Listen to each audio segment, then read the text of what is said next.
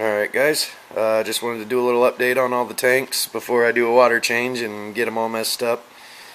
But I wanted to show that the discus is actually coming out of his shell quite a bit. I've been seeing him out a lot lately, and still having a little trouble fighting the other guys for food, or I don't know if he just doesn't like the food that I'm feeding. I'm using the stuff that the guy sent that he said he was feeding them on. So, but obviously he's eating on something because he's doing healthy and he's been showing himself quite a bit around the tank lately. Angelfish are doing great. Everything else is doing great except for getting quite a bit of melt off on the plants still. The crypts are definitely bouncing back. The swords are bouncing back. But the Rotala, Indica, and whatever that is right there, I believe it's Kabamba, they're just not doing well at all. But, you know, it happens. Ludwigia repens is doing excellent. It's I've had hardly any melt off on it, no leaves falling off or nothing, so that's going to be a big bonus for when I set the 125 up. I'll have plenty of plants still to put in it, plus ones from the other tanks and all of that. The 125 is still not set up, but I can promise that by the end of next weekend it will be. I decided to switch to canister filter instead of the sump, just because I need to do a little more research before I go using sumps and stuff and end up flooding my floor. It was such is my life. Every time I buy a used filter, it was used on salt water, so I got vinegar running through it into a 5-gallon bucket right now, so it's getting nice and cleaned out. So yeah, I'm still debating on whether to build another stand for this or just paint this black, leave it open, or cover it up with plywood and paint it.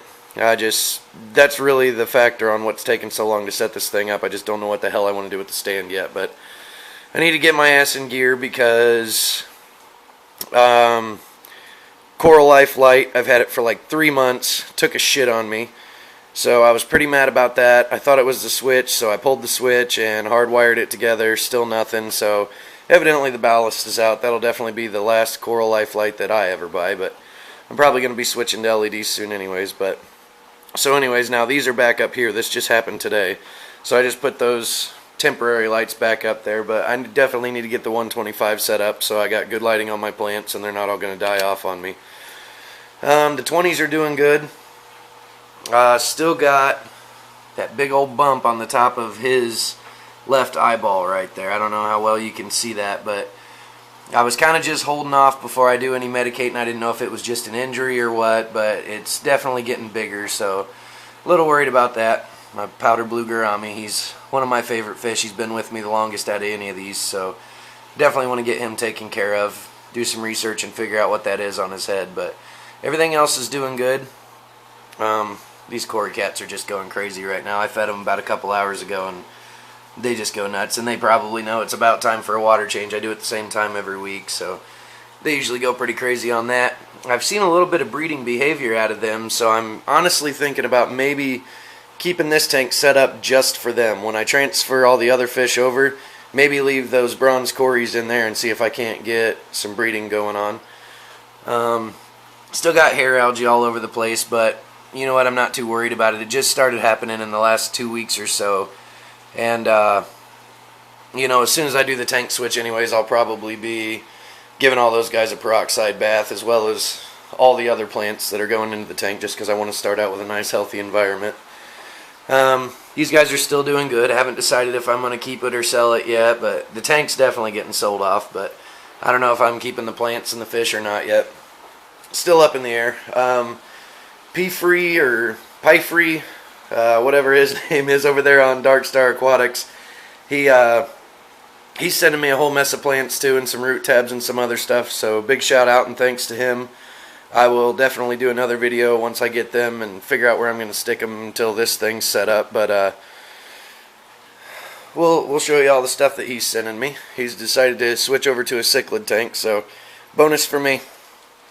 And it's actually my birthday today too, so it's kind of like a cool birthday present for me. Here's the shrimp tank. Doing really well. I'm getting so much good growth out of the plants that have been in there from the start. Let's see if I can get some good shots here. Sorry, this glass is really dirty. And all the shrimp are doing good. It's only been a week and I'm already starting to see awesome colors coming in on these guys. See if I can get a close-up here. I mean, he's like the size of my pinky nail and already bright red, so it's hard to get a count on them. I don't think I've had any die off as of yet, but it's hard to really tell just because they're so small and they get lost in this tank really easy. But you know, every time I drop a thing of food in there, quite a few of them come out of the cracks. So as far as I know, no die off yet. Nubius is growing in good.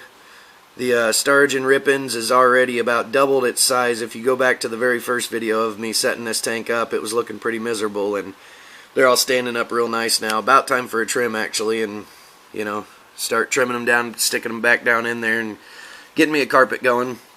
Pogostamen Helferi starting to look amazing. It's, you know, it's really standing up and, you know, looking good. Flame Moss is still good. Never did end up getting any melt or die off of that. So all in all, shrimp tank's doing really well. Definitely needs a glass cleaning. This piece of wood here, I think, is the culprit. I've got these little worms. I don't know if I can get one on camera. It's gonna, that guy right there. See that little worm that just fluttered to the bottom of the tank? As far as I know, the research that I've done, these things aren't harmful, but I definitely don't want them in my tank. And I think I've narrowed it down. This piece of wood came out of a tank that I bought off of Craigslist.